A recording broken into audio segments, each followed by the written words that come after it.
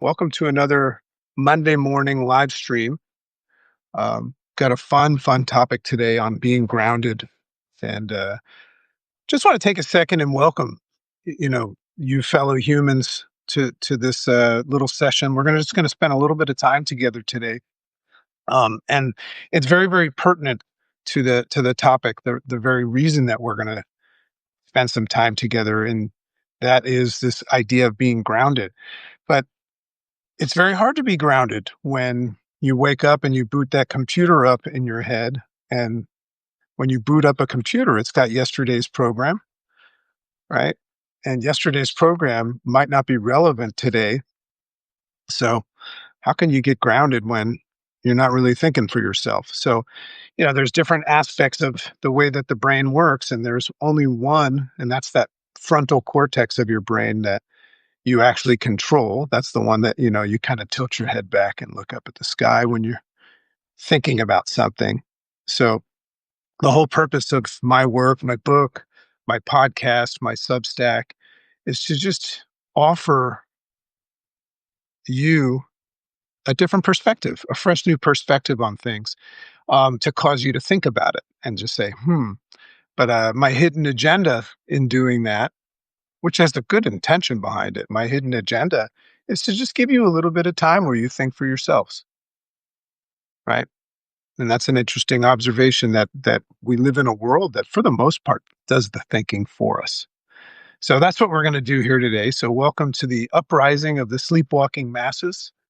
We're going to be doing a recording for the podcast as well. That's the Make Sense with Dr. JC podcast.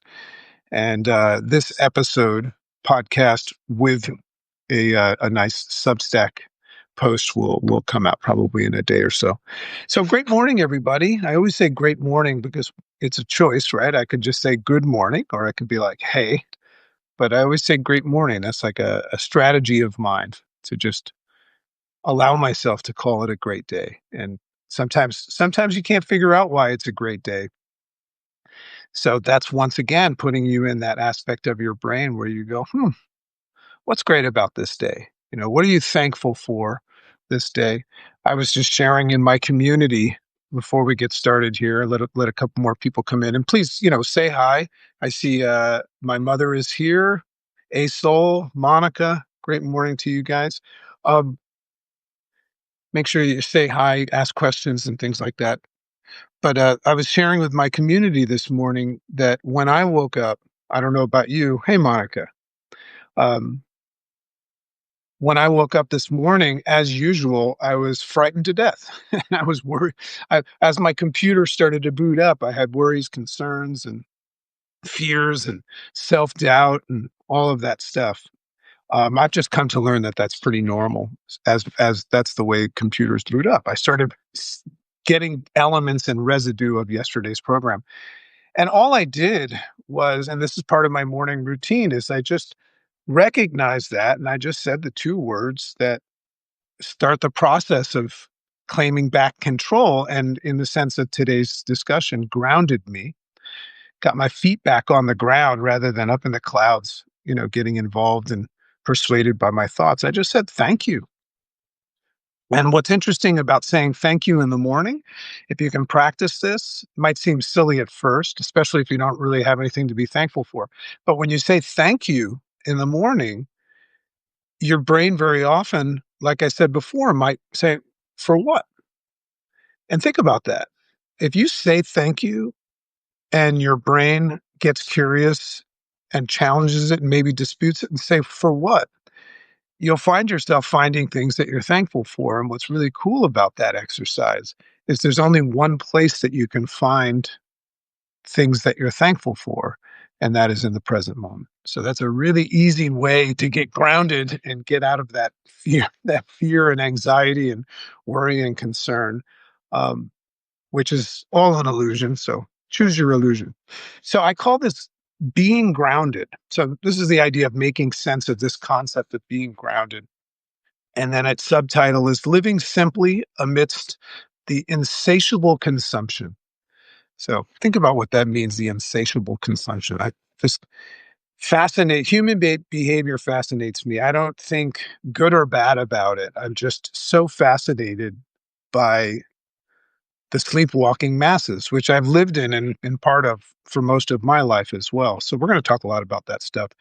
Um, and there's this word grounded, that's where this discussion starts. It's like it's this word that kind of gets tossed around often. But human beings rarely take time to feel and experience, and that's this word grounded. And just, doing some research on it, it's supposed to mean having both feet on the ground. I had a discussion with my chicken this morning. That's my wife. For those of you that don't know, I'm known as the dragon. She's known as the chicken. Um, but it's supposed to mean the idea of having both feet on the ground. And it also refers to this state where you're steady and calm. But what does it really mean? That's what we're going to talk about today. What does it really mean to be grounded in a world that's spinning faster each day? Have you noticed that? I mean, we're overstimulated. We have decision fatigue and a lot of things going on right now. Um, just being here this morning for this, or watching this as a recording as it lives, um, required you to make some choices and decisions. So, what does it really mean to be grounded in this crazy world? In fact, are we standing on actual ground? I was sitting out on the porch this morning. We're having coffee, and we were just looking around. And in our neighborhood, first of all, we were on our porch, so we weren't grounded there, right? I mean, in opposition to gravity, yeah, we were grounded, but you know, we saw little patches of grass, and we see some trees and people's yards and things like that. And then I was wondering how much of that was developed. Like, is there actual ground under that? I don't know. But where as humanity, it's becoming more and more difficult to even just touch grass, if you think about it. So I was having this interesting discussion. We have these deep, deep conversations on our porch in the morning, my chicken and I. Once again, that's my wife. I don't have a pet chicken. And we were discussing, she's a mental health therapist and a sex therapist. And she was just explaining to me that very often her clients, position themselves, or I'm sorry, present themselves in a what she calls dissociated state. And I think anybody would recognize that sometimes we get dissociated offline, right? Ungrounded. So what I was asking, I said, what do you do when somebody's dissociated? And she says her job is to help them, right, through talk therapy. And she gives some, practical strategies and stuff. She's supposed to help them reclaim control. And she says to help ground them. So isn't that an interesting thing? Like, what does that mean when somebody's dissociated, when you're offline, like I woke up this morning, and something or someone helps guide you back, or you have your own techniques like I do to become grounded, regrounded. What does that mean? It means to probably get in the present moment, get your feet under your body and your brain, and reclaim control, because you just kind of drifted off and got caught up in some of your thoughts.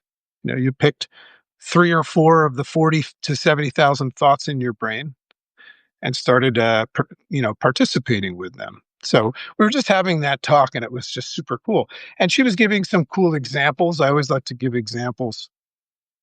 She was saying sometimes she'll invite her patients or clients to have a rubber band and snap the rubber band, just to snap them out of it per se. Another interesting one she said is that she will offer them. I forget what she called it, but some sort of extremely sour candy. You know, Great morning to those of you that are joining us. Love this Substack community, by the way. I'm having so much fun in there. I see somebody just joined. An inquisitive life. Welcome. Welcome to the Dragon's Lair. So another really interesting tool that she gives to help people ground themselves is she gives them an extremely sour candy. And she says, whenever you get kind of like dissociated, or you get caught up in all that stuff, I want you to suck on this candy and try not to bite it and chew it. She says, and you have to wait and and get through the whole candy. And she says very often that helps kind of ground them. It brings them back to planet Earth. So my primary strategies, as I was thinking about that with her, have been really placing a focus on my health. Um, I like to always place a focus on the things that are actually happening rather than the future and the past. Gratitude was one of those. So, I place my focus on health, drinking more water, focusing on the things that I control. That's another interesting part of being grounded is reclaiming control. So, one of the easiest things that I've found to do is I focus on the things that I control, and those are the controllables, and I release from the things that I don't. And in that, as we dive into this here, you'll see that the next time you feel ungrounded or out of control, make an assessment of what you're feeling in that moment. Because I go through this every day, and what you'll see is that in some way, shape, or form, it's attached to you trying to control something that you don't. I always like to say it's like trying to drink water with a fork, the way we live life. Great morning, Robert Coleman. So, folks, those of you that are chiming in on Substack, much appreciate if you share this, with around.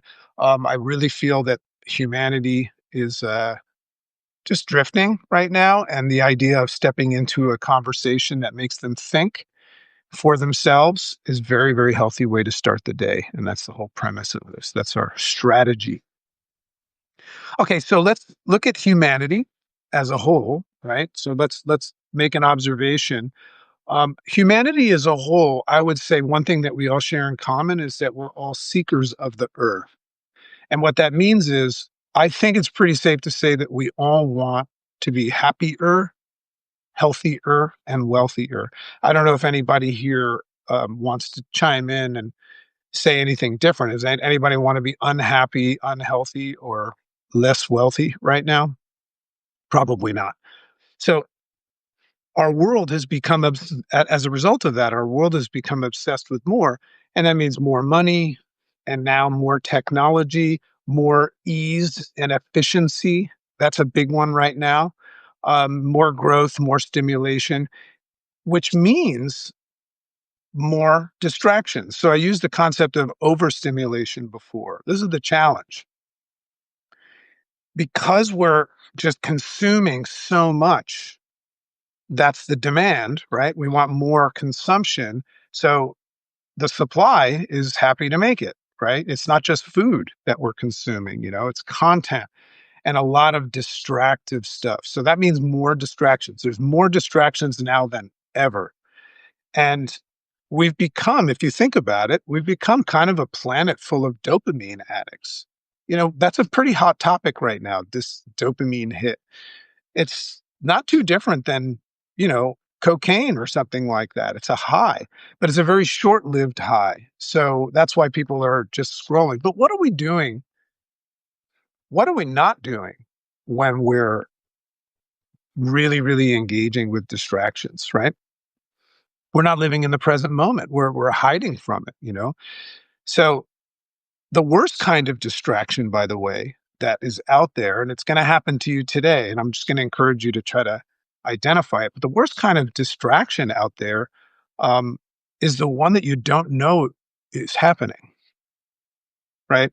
There's a lot of really interesting things going on where people can actually be doing absolutely nothing, meaning involved in like scrolling their feed or something like that, but have the illusion that it's because it's taking up time, that it's busy work. You're busy. See, I'm busy doing this. And proof of that is if you're having a discussion sometimes with your family and someone says, "Hey, are you listening to me?" Because you're looking down at your phone.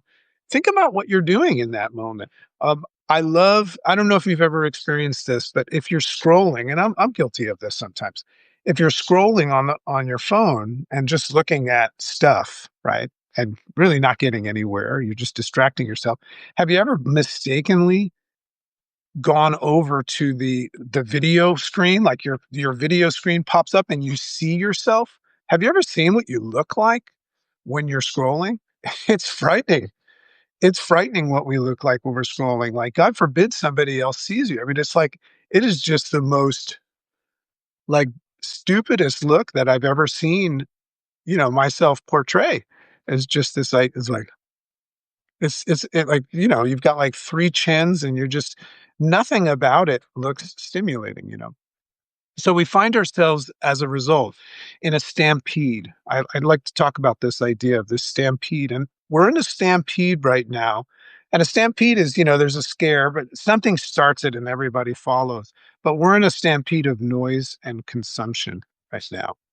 And if we're all in this stampede to different degrees, some of you, might be a little bit more conscious than others, but we're all partaking in the stampede. Um, and we don't really know that we're in the stampede, but we're charging ahead without looking at where we're going.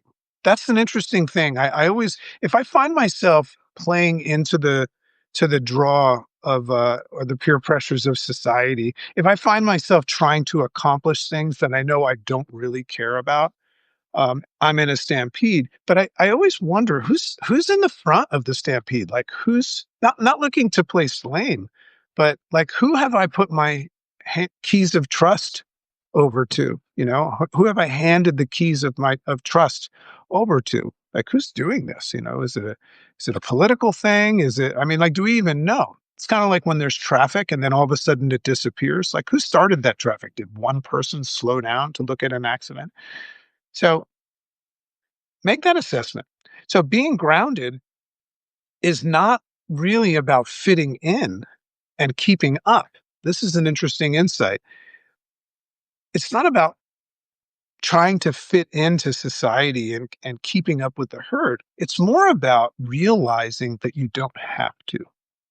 That's what's interesting about this struggle or this challenge that we have to become grounded. We just have to first acknowledge that what we're spending time doing that is ungrounding, we have to acknowledge that we don't have to do that. And that's important, whether you identify it as unimportant or something that you didn't come up with, something that has a force that's beyond you. So we're in that stampede. So this is challenging as, regular consumption comes with regular assumption. It's like a consumption trap, right? So unconscious habits we learn are formed from repetition. If you want to form a habit, healthy or unhealthy, it's going to come from you doing something with repetition. So with the advent of social media and all of its addictive dopamine enhanced qualities, our consumption is basically surpassing basic repetition. So if you look at the idea of building a habit and identifying that it requires repetition, think about the repetition, think about the reps that we're making on social media, even on Substack. I think Substack is a healthier type of social media because there's a lot of the creative process, and I'm meeting some really thought-provoking people in Substack, but it's still a social media platform, and I'm doing it with repetition. So I'm building some healthy habits, but also some unhealthy habits. I don't know about you, but sometimes I spend a little too much time on it, right? What should I be spending too much time with? My health, my happiness, my family. Right. So with the advent of social media and its addictive qualities, our consumption is surpassing basic repetition and becoming unconsciously obsessive. Unconsciously obsessive. Because if you are conscious of your obsession, you might stop it. But it's unconsciously obsessive. And we're all chasing the dopamine hits of distraction. Distraction is something that makes you high, but in a way that makes you not acknowledge this state of being grounded, which pretty much exists in the present moment. So if the algorithm that is very, very strategic, it's not learning a lot about you. It's learning what you get distracted by. And it's giving you more of that because it wants to keep you on the platform. So if the algorithm is controlling our consumption, can you see? Think about this with your prefrontal cortex. Can you see that it's also controlling your assumption? So what does that mean? What you think about this day, what you think about your chances of success. Those are assumptions. They're not true, but you think they're true. And now you know that in large part, they're being controlled, your assumptions, by your consumptions. So that's what I wanted to point out. That's how you can identify that you're not thinking for yourself. And you shouldn't be upset with that too much. But what you can do with that information is catch yourself drifting and begin shifting. So being grounded, I love this topic. Being grounded means anchoring yourself, very, very similar word, anchoring and grounding, anchoring yourself in a reality that has always been there. That's what's interesting about the present moment is it's been there. And also other aspects of grounding have been there. So this starts to make you think, well, maybe my problem is that I keep trying to go somewhere else and stop acknowledging what already is inside me, outside me. Okay. So it's already been there. So in nature and the present moment, you see two things that are always there, yet we're always somewhere else. So waking up to the simple baseline of life, like your breath, your body, connection with others, that connection with others happens where? In the present moment. Awareness. When I read somebody's Substack and it moves me, that's happening right there in the now. Sometimes I don't acknowledge that it's happening in the now, but it is. This is one of the things I love reading. And you know what's interesting about reading is and music can take you to another place that might be like a future projection, but it's happening from the now, which I think is cool. So I just love that. So everything else, all the shiny stuff causing the stampede, is kind of like new construction. It's like a new development. It's like new construction that we've erected around on top of the already existing baseline. So if you're looking to get grounded, you might not need to find it. You just might need to remember it because it's already there. It's been there the whole time. It's been like, hey, you forgot about me. So people have lost their capacity to notice this. And this is the observation Chicken and I had this morning. They've lost their capacity to notice this, and they're preoccupied with running from their past and chasing their future. And if you can't recognize that, and you don't want to recognize that, you say that's ridiculous. You might have a concept right now like, well, what are we supposed to do? Stay still? No, that's not what I'm saying, and I'll get to that.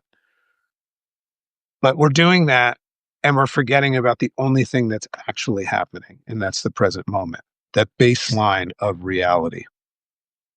Patiently waiting for us to pause long enough from the stampede, which is not easy, and just take note of it, remember it. So I say, Houston, we have a problem here.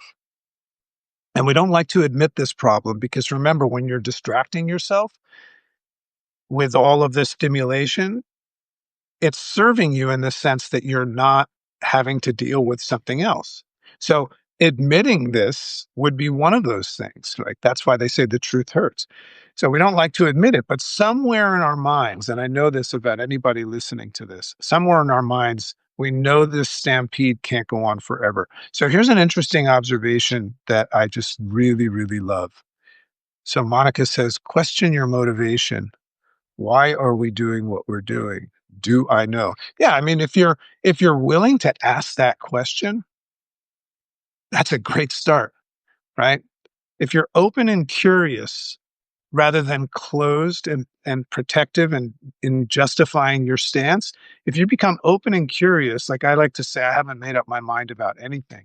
Why would I make up my mind about something and not allow myself to find out about something that might be better? Isn't that interesting? So I want to talk about an interesting observation that's happening right now that a lot of people are not acknowledging. And that is that our model that we've been raised on, our model for progress and success, if you think about it, has been built in a way that depends on finite resources. This is fascinating. This is another example of why we're in this unconscious herd. So our model for success is requiring finite resources like fossil fuels, metals, energy, and even soil.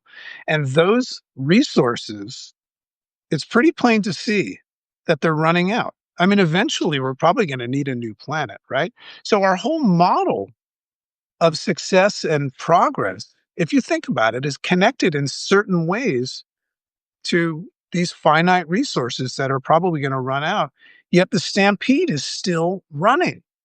We're running at things that require resources that are going to run out at some point, but we're still running and we're running faster and using more resources.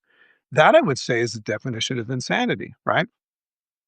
So, global resource, and I looked this stuff up, global resource extraction has increased by a factor of 3 times since 1970, just before the dragon was born. So, the UN now predicts that consumption will double again by 2060. And some studies warn us that certain critical materials, such as like indium, and that's the stuff that's used for our touch screens that I've touched several times today, could become as scarce as early as 2035. What would you do if your touch screen capacity went away? You know, isn't that interesting? So oil, natural gas, and coal each has an expiration date, while innovation keeps moving the finish line forward. This is an interesting thing. So Juan says there's no resource scarcity in the universe. Well, the universe, yeah, that's true. I love that. To be honest with you, we don't even know what there might be alternative resources in the universe. It's infinite. So we have to explore for sure. I guess, yeah, exactly. Solar system. So, but I'm talking about here this planet Earth thing right now, because most people are not as smart as you want. So, when these things are depleting, but while innovation keeps moving forward, and we're moving the finish line forward, this is the unconscious thing that we see the stampede doing, is that we're taking the finish line, this idea of when things are going to run out, and we're moving it forward. We're coming up with innovative ways to prolong the inevitable.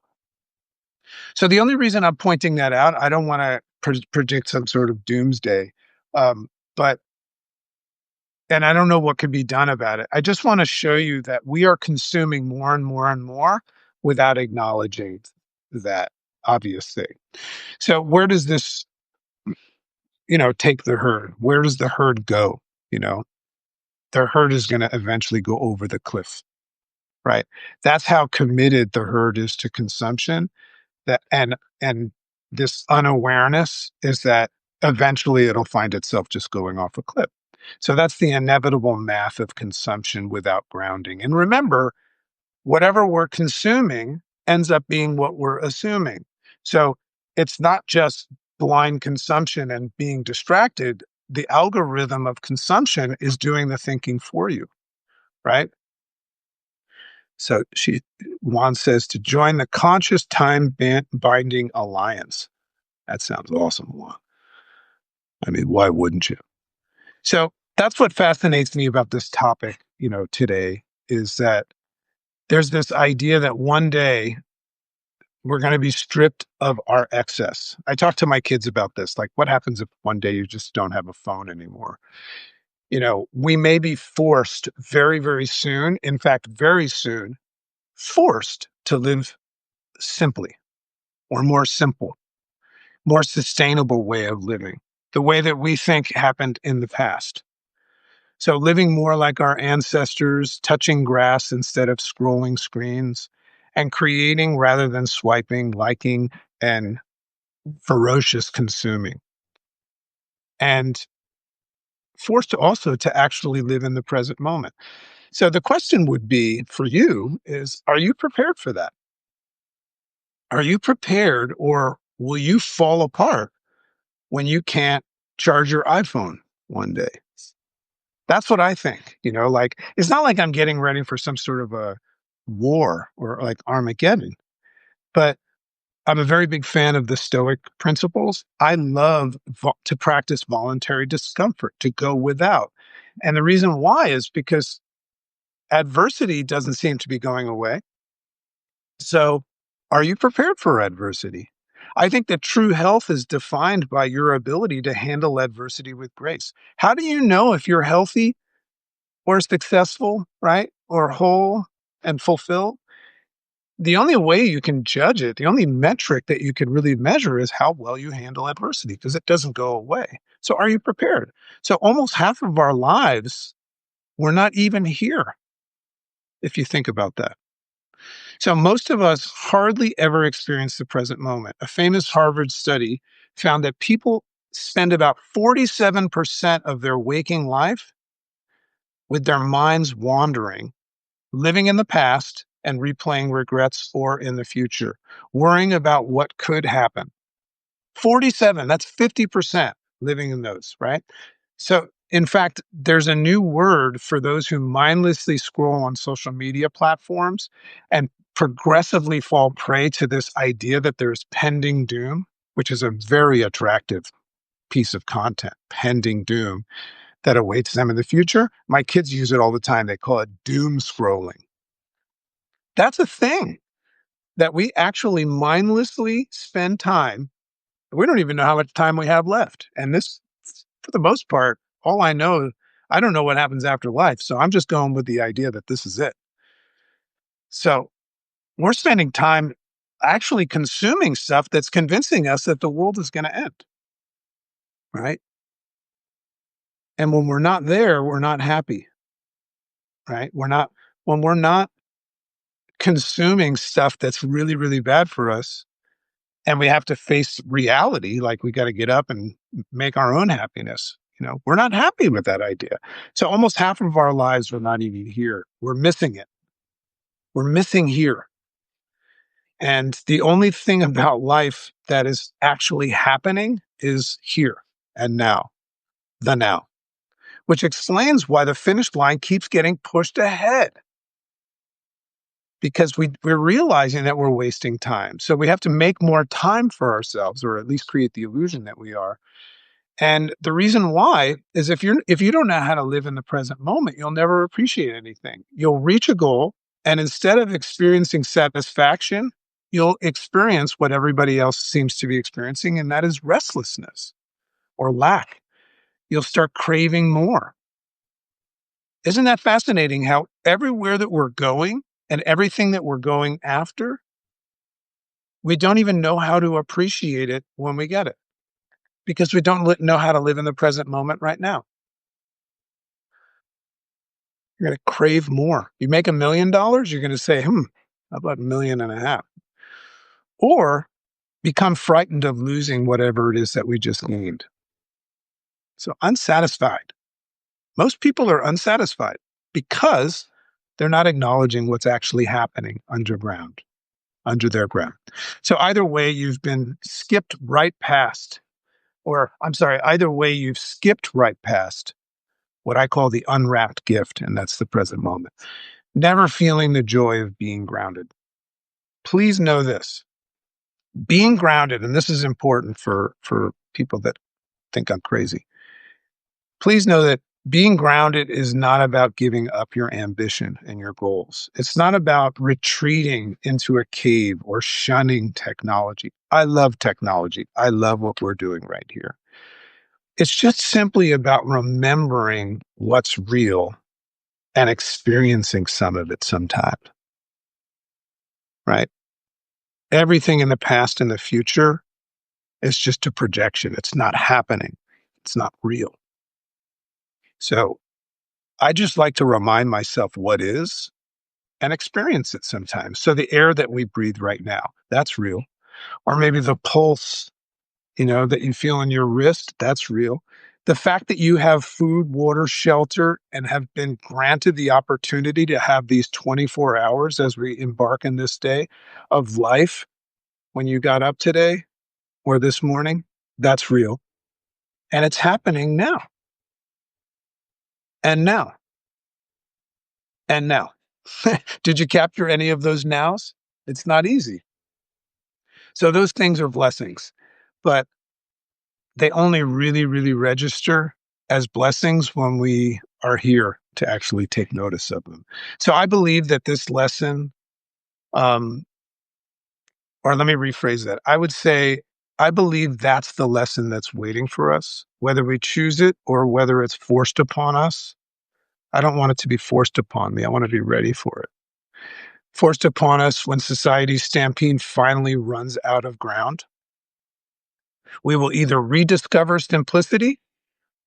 My wife and I have become minimalists because it's just a really, really nice way of living.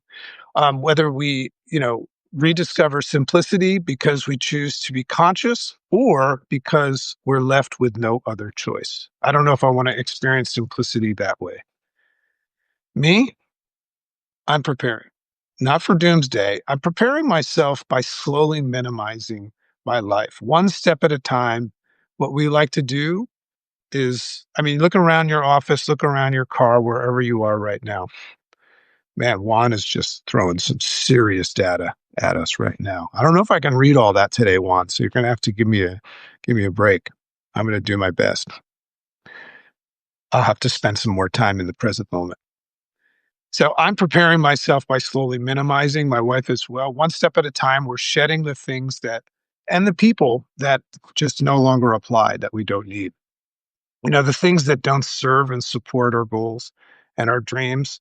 We're weaning ourselves from the addictive nipple of distraction. Let me say that again. I think that's kind of cool. We're weaning ourselves slowly because we're addicted. We're weaning ourselves from the addictive nipple of distractions. It's liberating, it's freeing, and immediately get mental clarity from it. And I'm slowly feeling lighter and more capable of taking note of the present. So to be grounded is not a luxury. I guess we would say it's a necessity. And it's kind of like survival in the sense that it's the anchor that will keep us from being swept over the cliff with the rest of the herd. You can't save the whole herd, by the way, but the herd will take note and they won't like it when you go a different direction, and you might save some of them, but they're going to go over the cliff. And it's also a doorway, if you think about it, an opportunistic doorway to actual contentment. Because the truth is this: you are already blessed, massively blessed right here and right now. So before you scroll today, you're gonna, before you scroll, before you chase, and before you mindlessly follow the stampede, just say, huh. It's spelled HMMM. It stands for haven't made up my mind. But pause and just go, huh. And maybe touch the ground. Enjoy your breath. Maybe just let the present moment remind you, just for a second, that life is not something that you have to work towards earning tomorrow. It's something to be lived today. It's happening now. It's happening right now. So the herd may not see it, but you can. You can. Go read some of Juan's stuff. Wow, thanks. Didn't know REM. Yeah, isn't that cool? It's 3 M's though, Juan. You missed one. It's part of this TED Talk I'm working on. So HMMM stands for haven't made up my mind. I made that up. So remember, the herd may not see all of this stuff, but you can. You can. Make sense? So I'm going to put a Substack out on this and a lot of resources there. I hope you enjoyed this. I hope you enjoyed this, 39 minutes that we spent together today thinking for ourselves. And I hope it made you aware. I hope you grabbed a new perspective today and see the options that you have. If you'd like to find out more information about some of the work that we do, just ask to check out our Make Sense Academy. That's kind of like a psychological safe haven and community where we're actually doing this work. We have a lot of live masterminds, and we just get our heads right every morning. We do a lot of that, and then we start applying some really, really high leverage tools and strategies to move forward in life. But we believe that it's who you are that determines how well what you do works. So we always work on the who first. before we get to the do. So if you want to find out about that, check out the Make Sense Academy. Ask me about that. There's a free trial involved in that. Um, but love your feedback. And remember, if you learned something today, give it away because that's the only way that it's going to stay. So have an amazing day. Love and appreciate you. Bye bye now.